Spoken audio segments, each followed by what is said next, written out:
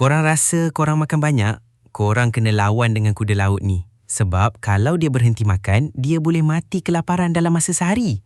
Kenalkan Yellow Seahorse.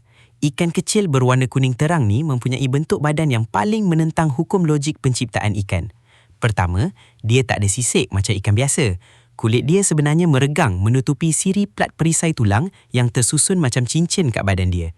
Kedua, kuda laut ni langsung tak ada perut.